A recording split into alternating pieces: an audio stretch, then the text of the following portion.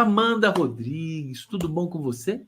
Como é que você está? Oi, Conde, que bom estar aqui com você e com todo mundo que nos assiste, que nos escuta. É sempre uma alegria ter um papo com uma pessoa tão inteligente, tão sensata e centrada como você. Seja bem-vinda. Você, a gente fazia várias lives conjuntamente lá no 247 e você parou um pouco para ser mãe, né? E imagino como é que tá o seu. Eu nem me lembro, é uma filhinha que você teve? É o terceiro, né? O É terceiro o filhinho é terceiro? um menino, é É o Jonas, ele menino? é 1 ano e 4 meses, tá aí já andando, aprontando por Tá aí, viu? aprontando por aí. Tá aprontando por aí, mas antes disso, eu estava no Ministério da Saúde, eu ocupei o cargo de diretora de programas na Secretaria Executiva, né, do Ministério da Saúde e me descompatibilizei agora. Passei 1 ano lá no Ministério, me descompatibilizei agora para poder participar desse processo eleitoral. Fui confirmada como pré-candidata à Prefeitura de João Pessoa pelo Partido dos Trabalhadores. E aí vamos para esse novo desafio com a mesma alegria e engajamento. Vamos falar. Eu vou dar para vocês aqui a biografia da Amanda, a mini biografia empresária, ex-secretária de Finanças e ex-secretária de Empreendedorismo do Estado da Paraíba. No governo Lula III, foi diretora de programas na Secretaria Executiva do Ministério da Saúde, tendo se afastado para concorrer ao cargo de vice-prefeita de João Pessoa. Vamos começar. Conta um pouquinho da sua experiência no Ministério da Saúde. O que você conseguiu realizar? O que você aprendeu nesse período lá? Conde, foi uma experiência muito rica no Ministério da Saúde. O presidente Lula, a ministra Nízia, pegou o ministério com todas as políticas devastadas e restabeleceu o SUS, né, devolveu o SUS para as pessoas. Foi muito satisfatório para mim.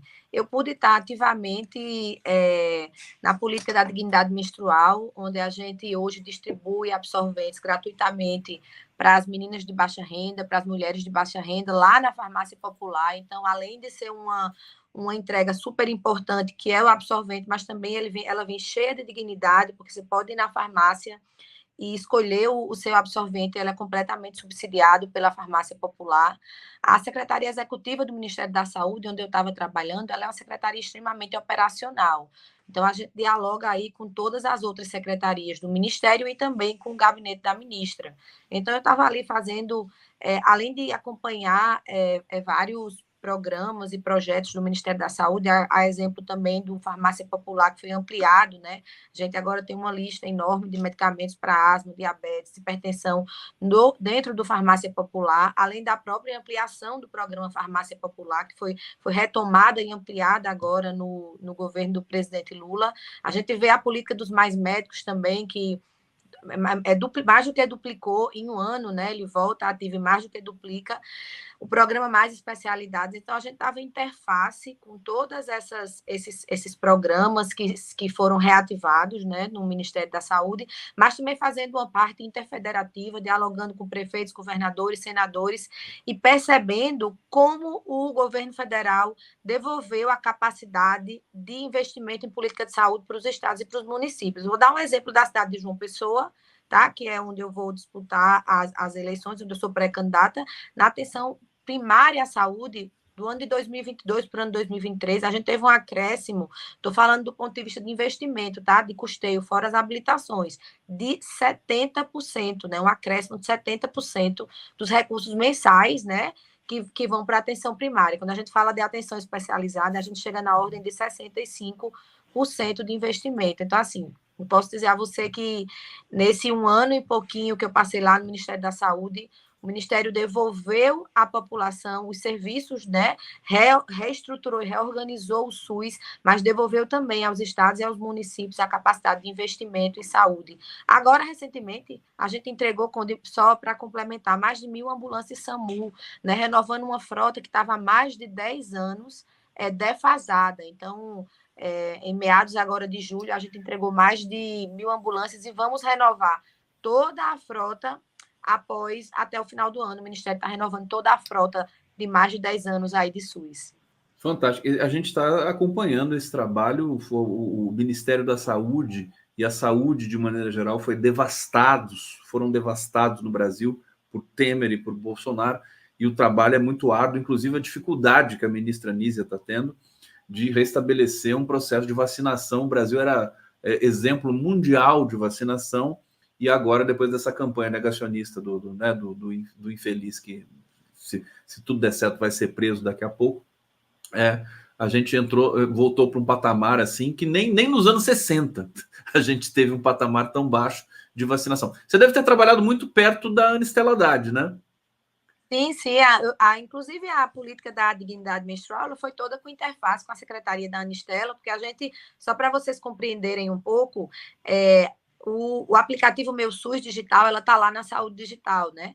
Então, a equipe da Anistela, eles desenvolveram dentro do aplicativo Meu SUS Digital uma autorização, que é onde a menina, a mulher, vai lá e clica, ele entra dentro do Meu SUS Digital e está lá, você está apta a receber o absorvente. Então, ela clica lá e vai na farmácia com essa autorização e busca o absorvente. Então, a gente está ali trabalhando interface, e o que a Anistela vem desenvolvendo na saúde digital, na telemedicina no nosso país é uma coisa assim absurda, uma mulher muito Fantástico. guerreira, Eu muito sou fã da focada. Anistela. Um prazer Anistela, ter trabalhado com ela além nesse de tempo. tudo, querida também, uma figura luminosa, como você também, Amanda Rodrigues. E eu queria te perguntar o seguinte: você ficou responsável por toda a parte de programas, de restabelecimento dos programas do Ministério?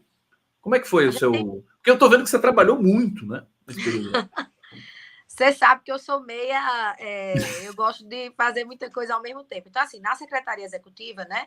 O secretário executivo ele é o substituto imediato da ministra, o secretário Bege, é um grande quadro, né, dos governos do PT, tá aí, teve há muito tempo, sempre com Lula e com Dilma, e assumiu essa missão lá junto com a ministra Nízia. Então, ele é meu chefe imediato, e na Secretaria Executiva tem vários diretores de programa. Então, por exemplo, o PAC, ele foi gestado na Secretaria Executiva, dentro da Secretaria Executiva, com interface com a Casa Civil. Então, eu estou ali trabalhando e passando por todas essas políticas, né? Então, a gente termina que na Secretaria Executiva a gente tem um olhar bem amplo do Ministério, e a gente está sempre dialogando, porque eu implementei uma espécie de sistema de monitoramento na Secretaria Executiva do Ministério da Saúde, para a gente poder acompanhar, né, o deadline, o time dessas políticas, está apressando esses processos. Então, a gente acabava ali monitorando os Yanomamis, monitorando o PAC, monitorando a telesaúde, né? Então, a Secretaria Executiva tem muito esse trabalho, e aí todos os diretores que estão lá acompanham diversas pastas, né, e diversas áreas dentro do Ministério, como a gente pode ver aí, está podendo ver ser restabelecido o Parque Industrial da Saúde, né? Foi lançado agora, recentemente, laboratório NB4. Então, tudo isso passa pela Secretaria Executiva. Obviamente que o secretário finalístico, né, de cada área do Ministério, ele está à frente à lei, mas tudo passa pela Secretaria Executiva. Da negociação com o piso com o piso da enfermagem, que passou pela Secretaria Executiva, né? A questão dos hospitais do Rio de Janeiro, que também passa ali pela Secretaria Executiva. Então, a gente trabalha em todas as áreas e termina compreendendo muito desse universo que é desafiador, que é apaixonante, que é complexo, que é o Ministério da Saúde, o SUS e a gestão tripartita. Então, eu posso dizer que hoje eu sou uma apaixonada Eu pelo SUS. tô vendo que você ficou apaixonada por esse trabalho, né, no Ministério. Parabéns, parabéns, que coisa bonita. Eu sabia que você tem esse talento todo, né? Tinha um talento para fazer os programas, para fazer os comentários de cena política, de conjuntura e tudo mais, e por tudo que você passou de experiência na tua vida também. Fala para a gente como é que é esse desafio, como é que é enfrentar o machismo, dentre tantas outras coisas, e encarar um cargo de candidata, pré-candidata a vice-prefeita em João Pessoa, que é uma grande cidade. Na chapa, é uma chapa puro sangue, né? É o Luciano Cartacho e você. É isso? Conta pra gente como é que você decidiu ir por esse caminho. Então, eu vou começar dizendo que, para mim, sempre amar e mudar as coisas, né? Como já dizia nosso queridíssimo e saudoso Belchior, interessa muito mais, né? Então, para você tanto estar na administração pública como enveredar por disputar uma eleição, você tem que amar muito as coisas, ter muita certeza do que você quer fazer. Você sabe que eu entrei na gestão pública, como você bem falou aí, na Secretaria de Estado da Paraíba, e foi quando eu me deparei com a possibilidade que a política tem, que é de mudar a vida de toda a sociedade, que é de mudar a vida da coletividade, é de transformar a vida das pessoas. Então, isso realmente mexeu muito comigo e me deixou uma apaixonada pela gestão pública, que é uma coisa muito ampla, é uma coisa muito transversal. A gente fala de uma gestão muito transversal e isso me encanta muito, ter a possibilidade de trabalhar com diversos segmentos ao mesmo tempo e que em um dado momento eles se integram e depois eles se afastam. Então, isso é um pouco meu olhar sobre a administração pública, que é um olhar muito de transformação. Né? Então, a gente militou ali desde 2018, trabalhando ativamente para a eleição do ministro, hoje Haddad. A gente estava nas eleições de 2020, nas eleições de 2022, viajando toda a Paraíba, né, para possibilitar também que o presidente Lula ganhasse na Paraíba, ganhasse em toda a Paraíba e fosse eleito. E aí eu vou para Brasília e começo a trabalhar no Ministério da Saúde e me deparo com a situação do nosso país, a situação em que o país se encontrava do ponto de vista de política pública e de gestão, a situação do nosso Congresso, a situação da nossa política. E o que a gente vê hoje, né, a gente precisa de novos quadros, a gente precisa de pessoas que se habilitem a entrar na política e que dialoguem a política pública de verdade, que fale de política pública, que compreenda a gestão, né, que compreenda a sociedade brasileira, todas as mudanças que a sociedade brasileira vem passando ao longo do tempo. Né? Então, eu começo a acompanhar o processo das eleições municipais da minha cidade, de longe, atarefada, como você pode ver aí, com o Ministério da Saúde, cuidando de 3 crianças, que eu sou uma mãe de 3 filhos, né, e da minha casa, do meu companheiro, enfim, e começa a você que acompanhar cuida, né? e começa a acompanhar, e tratando do lawfare também, que é uma luta constante nossa, Como é que né? eu não ia nem falar do Lofer, porque a Amanda e o companheiro dela, que foi governador na Paraíba, né, sofrem muito esse processo. Isso ainda está acontecendo assim rapidamente, só para a gente saber. Nós estamos ganhando tudo, né? O Estão ganhando processo não todas, né? termina, mas ele também não começa. Mas nós estamos ganhando todas as decisões, inclusive o documentário que a gente lançou aqui, que tinha sido censurado, nós ganhamos também. Então, assim, o processo é longo, mas é vitorioso. O processo vem sendo vitorioso, né? Ao longo desses 5 anos que tenta aí parar e atrapalhar a nossa vida. Mas então, voltando, Conde, eu fazendo todas essas coisas e olhando o que estava acontecendo na cidade de João Pessoa, que é uma capital que está chegando a uma população de quase 1 milhão de habitantes, uma capital acolhedora, uma capital de gente guerreira e batalhadora, e eu vendo, ao mesmo tempo que o atual prefeito destrói todas as políticas da cidade, destrói a cidade, né, observando o processo que estava acontecendo lá, o que é que o partido estava pensando lá em João Pessoa. Então, a partir do momento que eu percebi que o partido ia trilhar, partido local, né, que era uma vontade do presidente estadual do Partido dos Trabalhadores, apoiar o atual prefeito, que é um candidato do PP e que não tem interface nenhuma com o governo do presidente Lula e o governo que eu acredito, eu entrei no processo.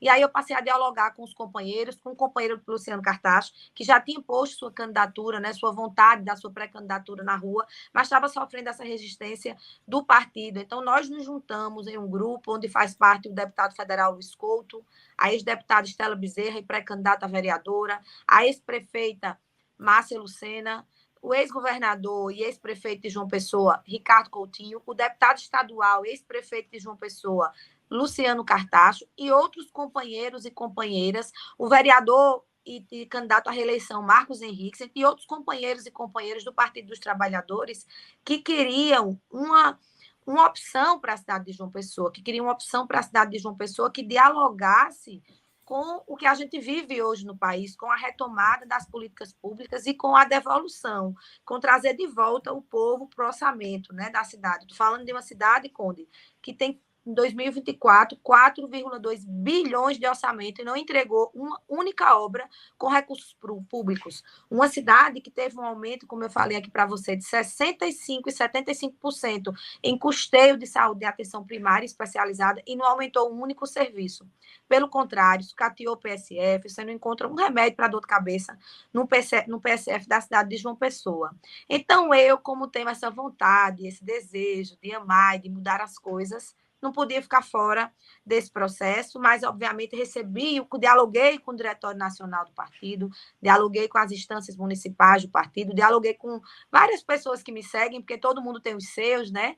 Então, dialoguei com vários companheiros que eu considero valorosos para a minha vida, e percebi o que é que eles achavam também desse momento, e recebi, que foi fundamental, o convite do Luciano, né, do Luciano Cartacho, a partir do momento que o Partido dos Trabalhadores fincou o pé e decidiu que teria uma candidatura própria, o companheiro Luciano me convidou. Então, Perfeito. dialogamos sobre isso, né? Eu dialoguei com ele sobre a importância da gente tratar de um plano de governo, da gente conversar sobre a mulher, da gente transformar João Pessoa numa cidade para a mulher.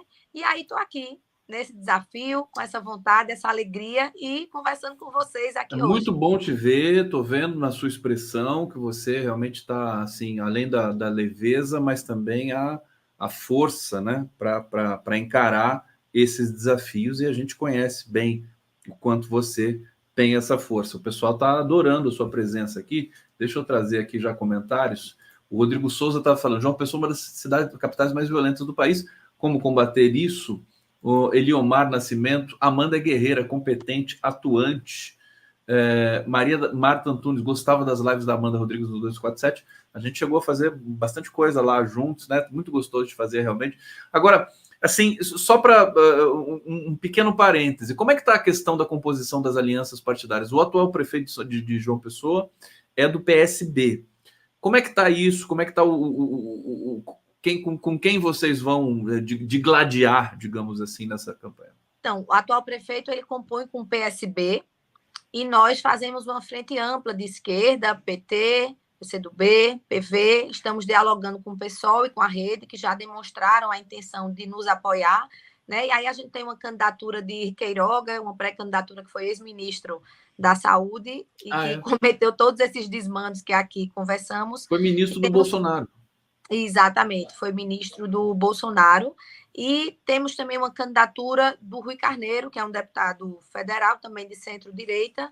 E aí a gente está aí versando com esses personagens, né? Então, a nossa frente ampla de esquerda não traz o PSB, que está lá apoiando o atual prefeito. Eu perguntei porque às vezes o PT compõe com o PSB, inclusive o PSB faz parte da base do governo, né, em Brasília, mas cada situação regional também é uma situação. Sim. O que você falaria da violência em João Pessoa? E eu quero saber quais são os pontos mais centrais, assim, que você vai centrar, né, na sua campanha, no trabalho de convencimento.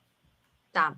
Então, em João Pessoa a gente tem a guarda municipal e o companheiro Luciano Cartacho, quando chegou à prefeitura, ele foi prefeito por 2 mandatos, ele encontrou um contingente de 300 guardas municipais. Então, ele já fez concurso para mais 500 guardas municipais e passou a 830 guardas municipais. E ele também motorizou, né, essa guarda municipal com 5 carros, com 15 motos, com uma van. E também aos que tinham capacidade, né, aos que passaram nos testes, ele também equipou com algum armamento. Acontece que hoje, Conde, a Guarda Municipal foi retirada da cidade de João Pessoa, ela saiu das praças, ela saiu das ruas, né? E o serviço de Guarda Municipal é um serviço complementar à segurança pública, que é a responsabilidade do Estado. Então, a gente pretende ampliar a Guarda Municipal, voltar a ronda na escola, voltar a ronda nas praças, né? Trazer o serviço de volta à população. É isso que eu tenho falado muito. Não pode o orçamento, a cidade cresce, o orçamento da cidade cresce e os serviços para a cidade diminuem, né? João Pessoa tem um potencial turístico enorme, a cidade está sempre cheia de turistas e está pecando no quesito saúde porque tirou o seu efetivo da Guarda Municipal da rua, e a gente vai fazer com que isso retorne e se amplie na nossa futura e, se Deus quiser, nova gestão.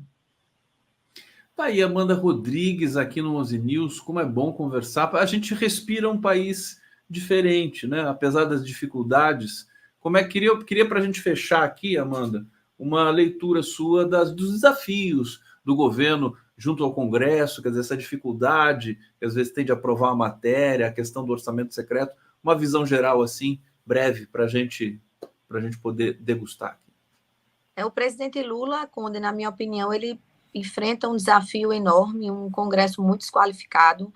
A gente, em outrora, sempre teve oposição e situação, mas eram pessoas que conseguiam dialogar, né, eram quadros importantes da política. Hoje, você vai no Congresso, eu acompanhava a ministra numa sessão especial na Câmara ou no Senado, e é vergonhoso, né, você observar como os deputados e senadores, eles trabalham com fake news. Eles não têm absolutamente nenhum dado, nem conhecem o Brasil, e eles jogam ao vento uma desinformação, né? Uma coisa assim, realmente eu acho que precisa de um estudo de letramento midiático, sabe? Um estudo neurológico para compreender como as pessoas, e às vezes pessoas que a gente julga instruídas, pessoas formadas, elas elegem essas pessoas e acreditam no que essas pessoas dizem. Então, é muito difícil. Eu vou fazer uma analogia aqui, mas é como se a gente estivesse fazendo essa entrevista para crianças do berçário.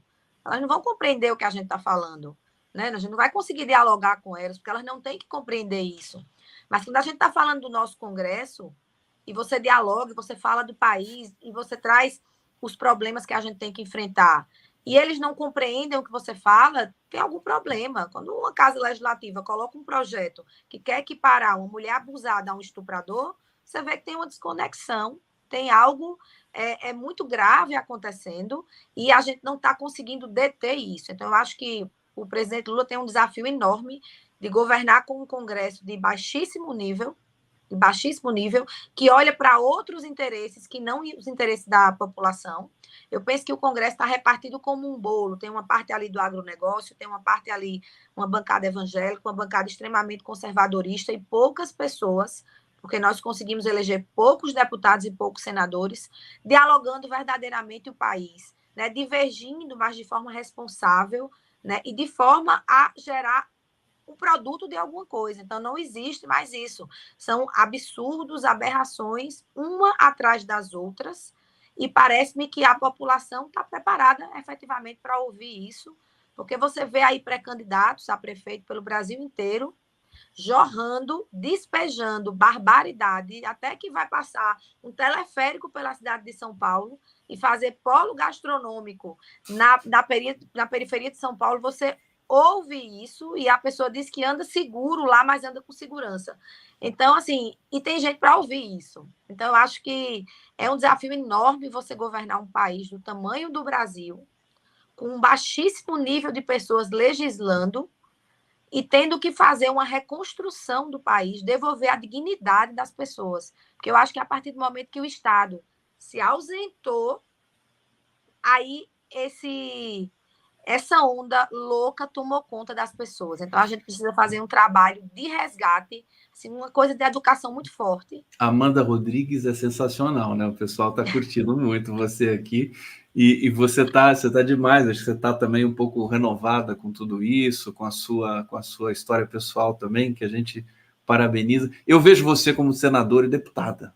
Ah, Enfim, obrigada. ainda verei. Espero hei de ver Amanda Rodrigues para chegar, porque a gente precisa, inclusive, de muito mais mulheres em todas as instâncias da política brasileira. Querida Amanda, obrigado, viu? Manda um beijo para o Ricardo, um abraço na família toda.